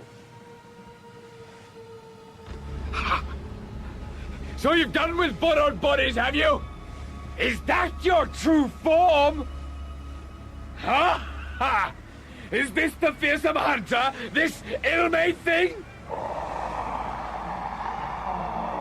Endure! It was the spell of the mage wind, and Ged's boat leapt across the grey waves, swift and true and straight at the shadow. Endure! Endure! And the shadow turned and fled. For a long time, man and prey held their weird, fleet course. Fog thickened, boiling and tattering where it met the spell wind, and closed down all around the boat. And the day was darkening fast. Ged did not care. Through night as through day he hunted. When the light began to come again, the fog had gone, and so too had the shadow. Ged was alone. Well, Shadow, I hear the sound of sea against rock. Is it illusion or truth? If it's real, why do I fear it? And if it's not, how can it harm me? Oh, why should I be afraid of a bare mountain in the middle of the sea? No reason. Bindur! It was not a bare mountain. It was split into many long fissures, sheer, narrow and dark. And at the mouth of each fissure, the sea, confined and restless, crashed against the stone cliff walls, as if eager to destroy them. You have no power as great as this! This place is real! Did I drive you here, or did you draw me? Are you waiting there, deep in the darkness? Well, ready yourself, Shadow. My days of flight are done. Ged guided his fragile boat through the surf and down a passageway no wider than 2 galleys, stem to stern. As he went on, the sea lane narrowed. The cliffs loomed ever higher, and the light grew weak. At last he reached a point where he could go no further. Everything was deathly still. So, it is a trap. Where are you, Shadow? Where are you lurking? In the tree roots? In the rocks? Out on the water? Or is this some new trick? The shadow was with him in the boat. I held you on rope. I hold you now. And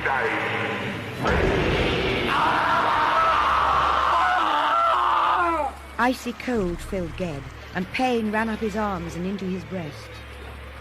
And then suddenly, in his hands that had held the shadow, there was nothing.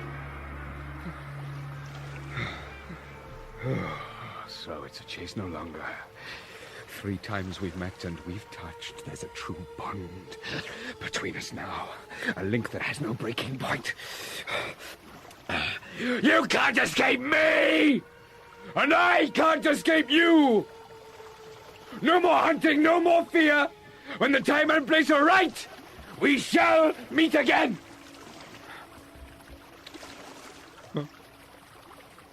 Oh.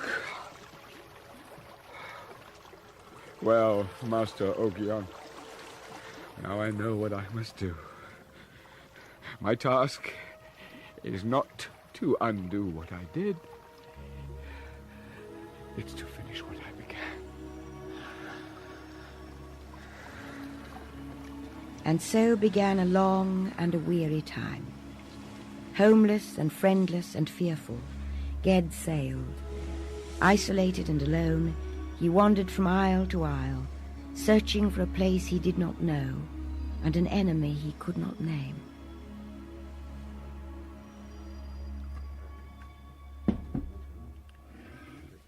There you are, sir. Thank you.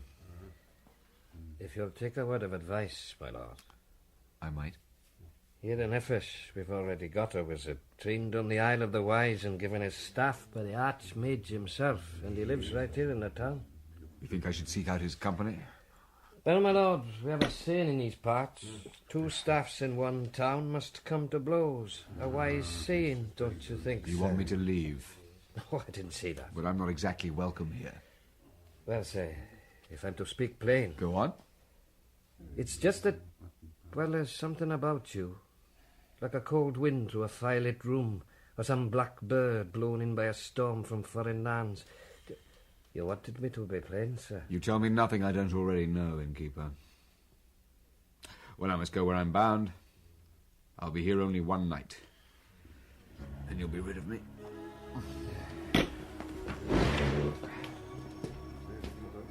Ged left the warmth of the tavern and idled about the byways of the town, watching the people hurrying to their homes through the dying day. And at last, after all his weeks and months of loneliness, in the final glimmerings of the wintry twilight, he saw a face he knew. Vetch? Vetch, my friend? So you're the great wizard. Get back. What? Yarrow, keep behind me. Who is it? Behind me! Vetch, what's wrong with you? Get back, I say! My stuff protects us! Don't you know me, Vetch? Yes, I know you. Yarrow, stay back! Make no sudden move. What's the matter with you? And speak no word. What is my name? Estario. Get. What a sorry greeting I gave you. Oh, no matter, but why? Oh, later. This is Yarrow, my sister. Hello. Come home with us. Oh, that was the best food I've tasted for a long while. Thank you, Yarrow. Lord Wizard, have you finished, brother? I'll tidy away. Oh, leave the things. I'll see to them later. Oh, you'll leave them there till they take root, you mean. No, I'll do it. I think you two have much to talk about. Lord Sparrowhawk. Yes, Yarrow. My brother has often told me of you, and of the faithful pet you had, the wild thing, the Yotak. Do you have it still? No, Yarrow, no longer. Oh, I'm sorry.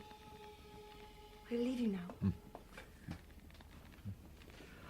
Good food, friends, warmth, and laughter. This is how a man should live. Well, it's one way. There are others. Before you tell me your tale, I owe you an apology. No, and an no, explanation, no. I think. 3 days ago, I saw you. That is, I saw a vision of you, or an imitation of you. Or perhaps simply a man who looked like you. I called out to him, and I got no answer. I walked after him, followed him round a bend in the road, And there was no one there. How did you know? I've heard the tale before on the last 3 islands I put into. Did you feel anything? Cold. Great cold. And evil. And fear. Then it's true. The shadow has found a new shape. Oh, so that's what it was. I wondered. And tonight, when I saw you... You thought it had returned? Yes. Well, my friend, this is I, myself. And your face and your strength are as great a comfort to me as anything I've ever known. But now I owe you a tale in return, and it's a long tale and a grim one. Even the grimmest stories have to end. Yes, so they do, but where? And when? In the flickering firelight, with the blackness of the night growing deeper outside, Ged told his friend everything. And when he had finished, Vetch said simply, I'll go with you, Ged. No, Estario. I think I will. Look, it's your quest, and I can't take it from you. But if the quest fails, if the shadow escapes you, shouldn't there be someone else there to bring a warning back? And if I defeat it? Well, then you'll need someone to bear witness of the deed. Vetch, Well, how else can it be known and sung? No, I shall go with you. And so it proved. While Vetch settled what affairs he must before leaving Ifish, Yarrow soon lost her awe of Ged, being in her own house and mistress of it. She asked him many questions about the world and what was in it, and about the powers that he and her brother shared. Vetch won't tell me anything. He thinks I'm stupid. Such things are not to be spoken of lightly. No, I suppose not. He did once say that light is one of the great powers of the world. That's true. Then tell me just this. If it's not a great secret, what are the other powers? It's no secret. All power is one, I think.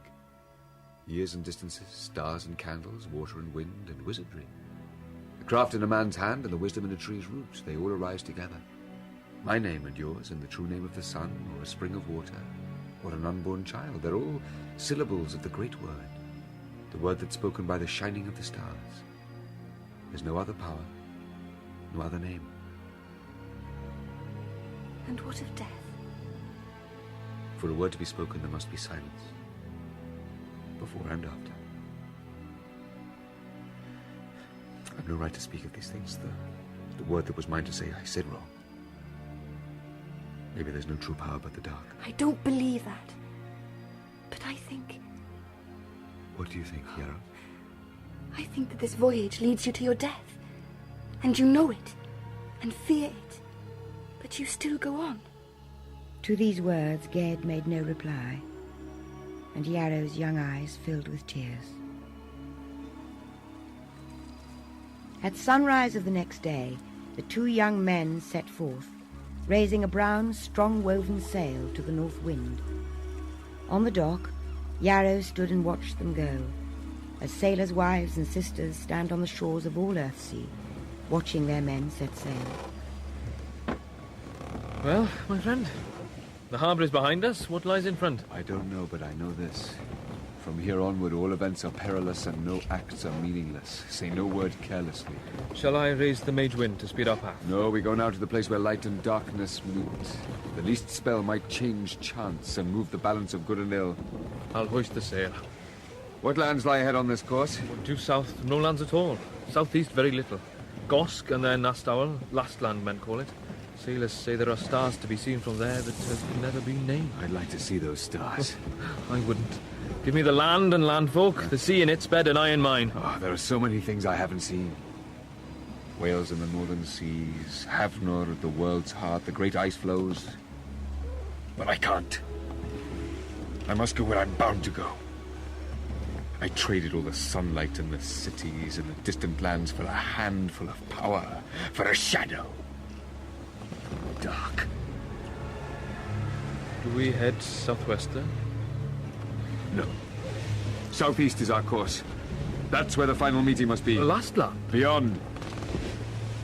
For days and nights of sailing, Ged steered the boat with an unswerving hand to a destination that he alone could know. They came to Lastland and stayed there one night. Then they set sail eastward into the open sea. Estario. We are coming very near. That night, Ged did not sleep, for he could not in the dark.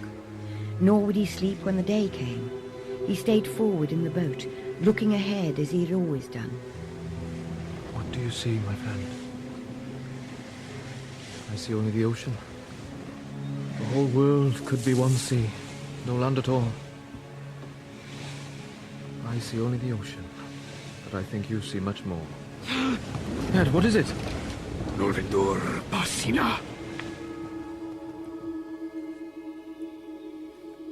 Ged, my friend. This is the place. It waits for me here. Yeah? In the middle of the open sea? Look again. Oh, illusion. It must be illusion to make the open sea seem land. This is the place. Stay here, Estario. Stay here. This is my quest. No! You'll drown! This land isn't real! The sea! But for Ged, there was no sea anymore, and he strode forward away from the boat.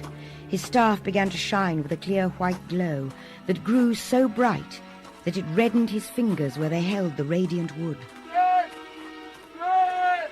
To Vetch watching, the light Ged bore was like a great slow star that moved through the darkness. And the darkness about it thickened, blackened, drew together. This also Ged saw, but after a while he also saw, at the faint, outermost edge of the light, a shadow that came towards him over the sand.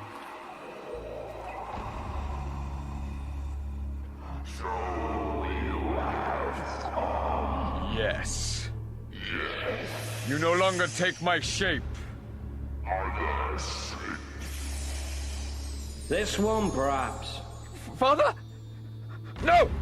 Then this, goatherd. Or this. Or this. Or this. Illusions! Tricks! Take your own shape! Back from my staff! I feed you no more! I know now what you are! I know your name! Say it! You are myself. You are my own death. You are Ged. Ged dropped his staff, reached out his hands and took hold of his shadow, of the black shadow of his own death that reached out to him in the deep gloom. Light and darkness met, and joined, and were one.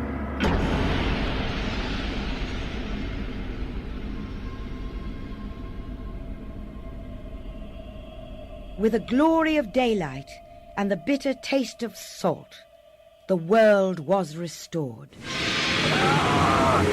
No! Come in!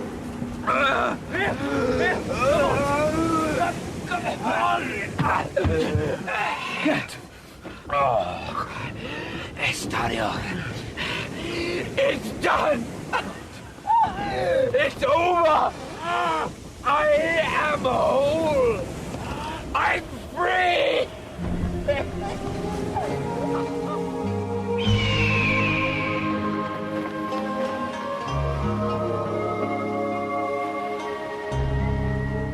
In the creation of air, Which is the oldest song. it is said, Only in silence, the word. only in dark the light. Only in dying, life. Bright the hawk's flight on the empty sky.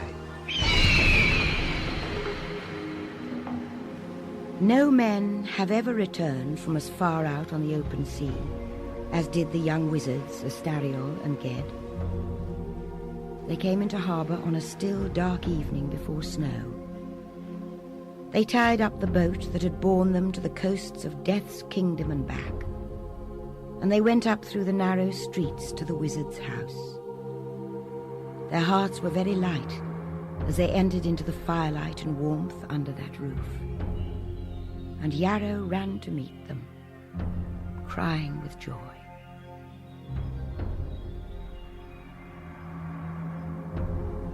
In A Wizard of Earthsea by Ursula Le Guin, the narrator was Judi Dench, and Ged was played by Michael Maloney. Richard Johnson was the Dragon of Pendor, and Emma Fielding, Lady Serret. Ogion was played by Ewan Meredith, Vetch by Robert Harper, Jasper by Chris Pavlo, and Archmage Nemely by Sean Baker. Anne Beach was the Witch, Abigail Doherty Yarrow, Keith Drinkle Petchvari, Jonathan Adams Lord Benderisk, Christopher Scott Archmage Genscher, Kim Wall Master Herbal, and Colleen Prendergast Jorgen. Young Ged was Mark Burrows, and Yoeth Tom Felton. Other parts were played by members of the cast. The music was by David Chilton and Nick Russell Pavier, and technical presentation was by Richard Beadsmore, Anne Bunting, and Hilary Carruthers. The production assistant was Fenella Capadia. A Wizard of Earthsea was dramatized by Bert Coules and directed by Janet Whittaker.